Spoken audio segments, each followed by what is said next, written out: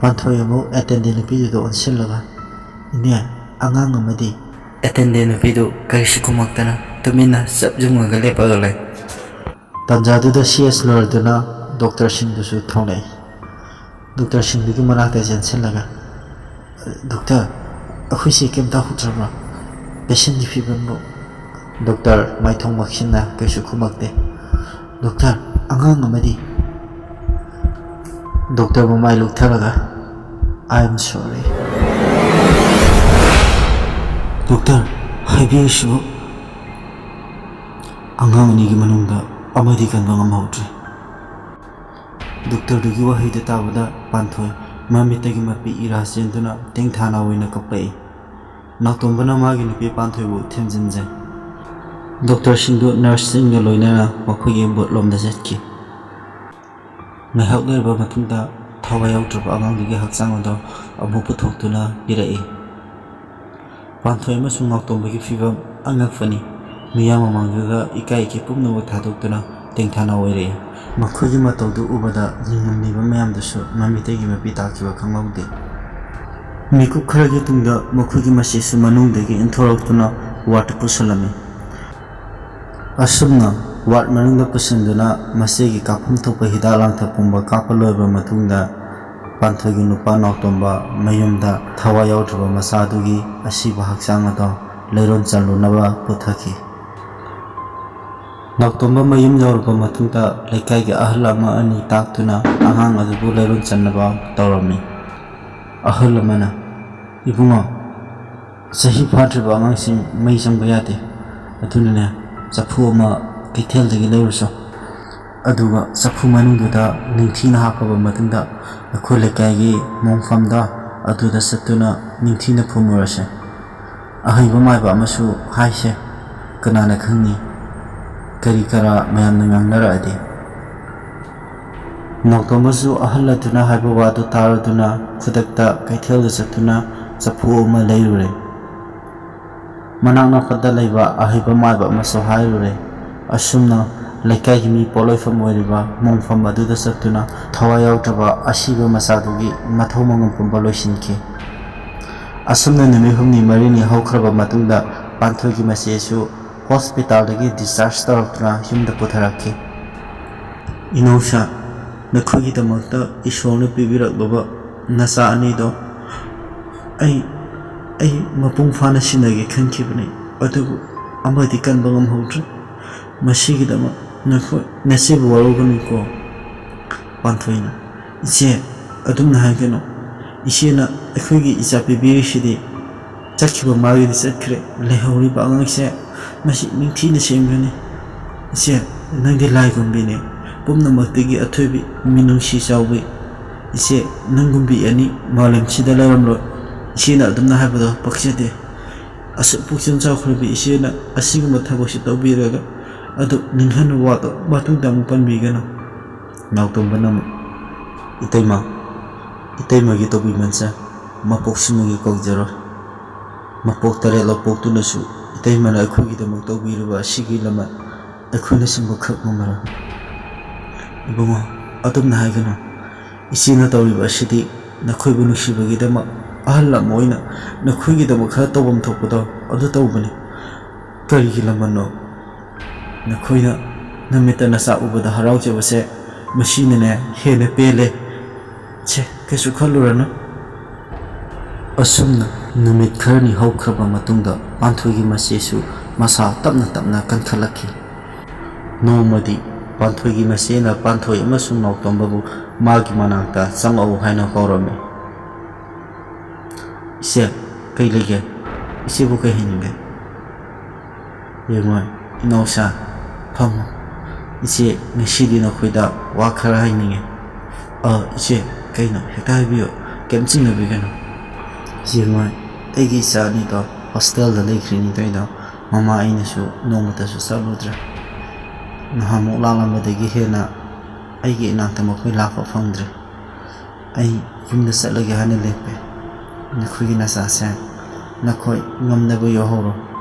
Panthoina ise isasingado akhoi chatlaga lawruge ise akhoi ga puna laiminarase Na isinane nang sida sum leithokpaje afaba natene migi minok chang abudi kamdawni ise migi minoki dama ekhoi hingdra ise kaisu khanmigino ekhoi gi thibok jara ama makhoina laaga thakpa nate ise ekhoi gi phanaba punna lamina sikidoroga ichisu nakhoi gi lamina ninge atupu tungi dama khalaga ai yumse thadukuna chalage na khalli aina nakhoi gi yumsida sumna leibasa mina fana gi sumangnaro heba ise muna khangi yimune akhoi da tawri thaba asinadi mina kaida fana khandoino nang somung ta khallo nautomba panthoi amasung masena sanariba wari edu pakum amata pidana tumina leppagle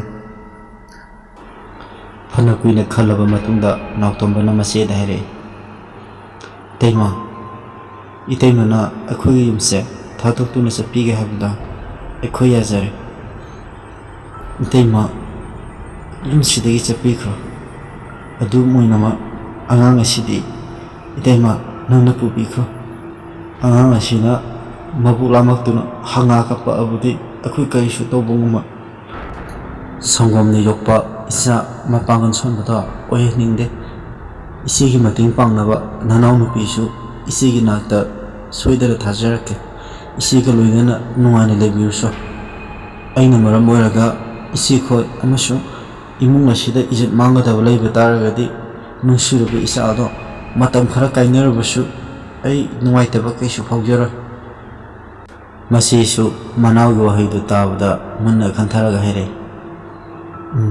na amagisu kaidanaba taurasi ai yam thuna nakhugi yumse thadoktuna chatlage panthoi namu ise aina khanjabadadi akhoi pulap laminabana faina khanje nautomba namu panthoi yengu isina haise yamna sumba wafamni imung ani sigi ijat pomna mamangabadi karam tawni aduna nang isega loinana matam khara isi khoida leiruso ai budi sida adum lehorage isagi award apa isi khoigi award apa pomna nang hairo aina maintenance khudima tawbani asumna nautombo khoi munna khanaraba matungda panthoi amasung magi mache yumdudagi chatkinaba numit lepnarami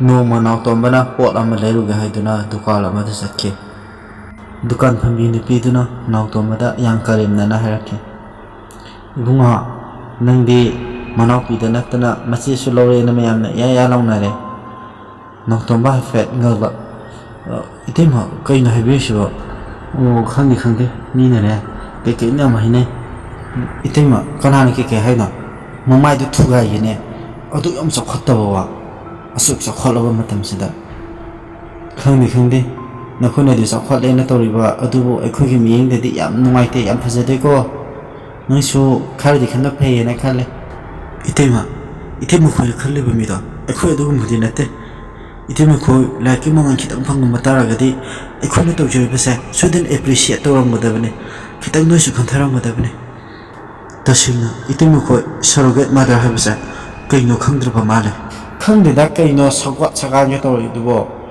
akhoi samna akhoi khungna asida leijabani nakhoi sagwa ni ga sagat ni ga laikhai ga hiti ka tobududi akhoi ga di kya sana dramale lamdam asida poklobani lamdam asiga sanaba mongda kha toroni ibunga nautomba somnina atuk sakhattaba nakhoi na khoida fai khangni dana dukan phambi nupido ho chakhat kera chakhat loi gera akhoi gi mitna bache si torakhno migi masin mukhana na thimbunga muge amana amamu haini amana amamu haini yimune kwakto musitmi habdo pawsu mathang tamnar pa matamda koin badari kwakta masu anguba on khebani shini samasa sida leiriba migi masin singche kanana thimbunga muge nangna su thimbunga mo aina su thimbunga mo adu khangna na khoi chatlo haibe wani teimada yam lamna khangeno nakhoi phanaba haibi bani maduda sawdi akhoi su kaya ga dam khangdrene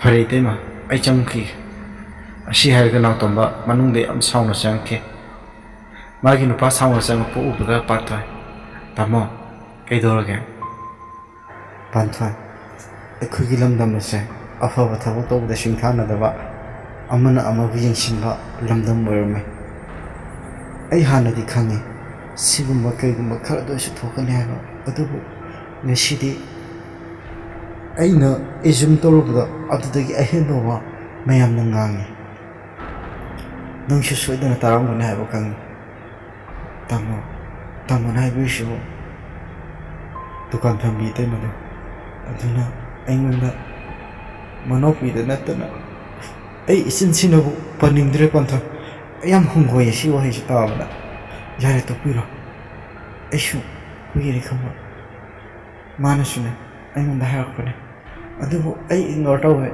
ai tasunade tamo akhuna asumna tawbasi makhoida kyam yamna yetke akhuna imita isa amakha uzana honabada aso wan honare hojikti imita isa uzare akhoi da makoina support bigadra hairaga makoina henada miwang nangaba akhoi bu noroki komna singthanaba akhoi gi ijat pom mamang no honabi karino masigi samas asibo khangde pantho ayamna warawe education system ja yamna shoire miwang nangaba first taba aduga afaba thapok tawbudana supnatagi mi kitang khak oiba khangde pantho si ora malakon siabase aina samas sigi karigumba afaba thabam tawbudi amana su singjala nangna tawida shoi nangna tawida tawi pangana ngani aduga makhoi di ngu matamdadi koi society asida sense propaya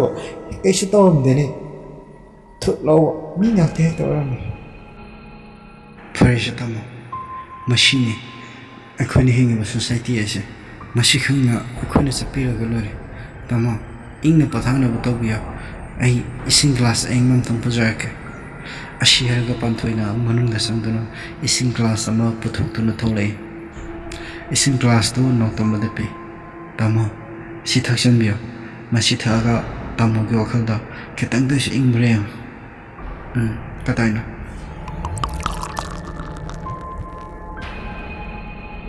asumna nomani ni hawkhaba matungda panthoi amasung magi masigi mayumda satlami ise ai mu yong no tawge awar pale shu khoi panthoi ga dum tanara ga leburo ho ha haira shu aina num phantoblo ayam thuna laksege hoi inaushidi adumna tawase panthoi nam tamo gimin goksha ise ko ge ko teimata ko ge ko panthoi gi masena hega ngau bishidi ko numba ko jasana isi ko gra itei ma ko gra ai de ke ma kai bu leite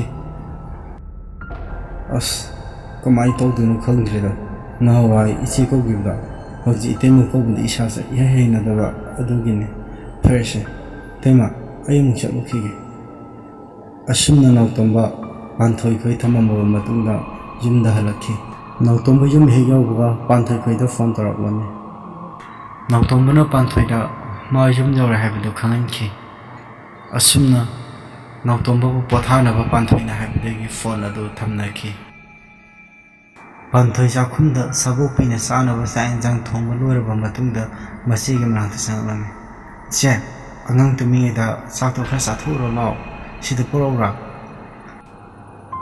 porano aisu sakhumda samkhna sakto saragi horen sida sarga loithok loisin thongba wana bani phare dudi se manungdo na songo ai ngarmani asiharga panthoi sakhumna sangki panthoi sangki buka masisu tapna hogalaga sakhumna sangalaga sakto sarame sak sabalorba matungda panthoi gi masena ina nang thabak sing solo ai hana samamoge angangda hogalamadi panthoi hoise imungi thabak sida ai gam lo shalawge isi hana sangbirama asumna panthoi gi mase manungda sangki masi sangkhaba matungda panthoi imung dolation dona leiringai khanghodana kanagumba amana thong thingjin khibagi makhon tai panthoi na khale thingjaliba thong adu magi masina ni haina mehak leirba matungda kanagumba ama lamnaida hangal handa sapigi makhon amuk tarai panthoi ise nambu imung chamne sangkhaga koisa chat leirbo kana su khumakte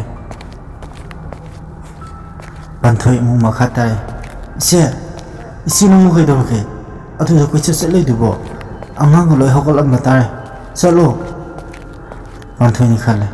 Akhoi chisibu kai thiri sano haina. Asumna khalinge thangnaba mikupta panthoni leiriba chakhungni thongada amuk khanghaudana thingjinki. Panthoi para thokthuna thongada hangdoknaba hone. Thongda hangdokpa yarande. Isi thongdo haiba kaisagi ngoksimino. Isi thongdo. Thong adu kanana sangdo amde. Maningda kolik tagi bema khol amuk tare. Ma phatlong onthogi. Adubu kolisingdudi mafungmesu kaitana mapa sana lerame. Khanghaudana jena khada kanagumba amakapai makhol amuk tarai.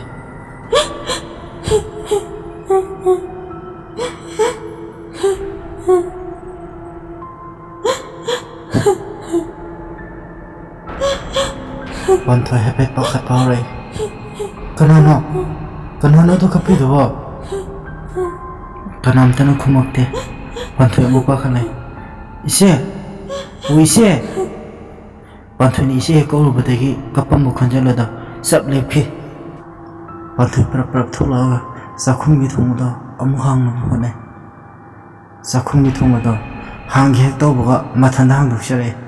Panthoi ngala kainani sidi. Thangnaba mikupta mana nawa yam takhiba angangna kapai khonjalada amuk tarai.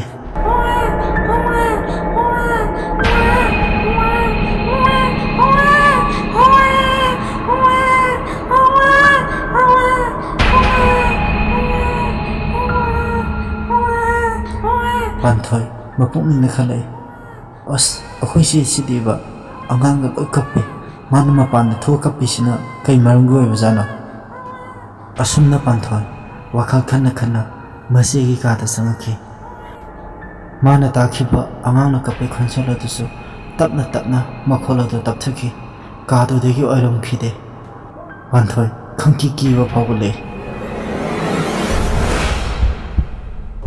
Panthoi kina angangduna tumliba famung aduda sangsilli. Adubu famung adudadi masak chap manaba angang ani tumduna leramkhi. Panthoi madu ubada khangprek khangi. Panthoi pakhana leringi magi masina famungni khuyada masamana ifafana tasinduna leibada amu urakhi.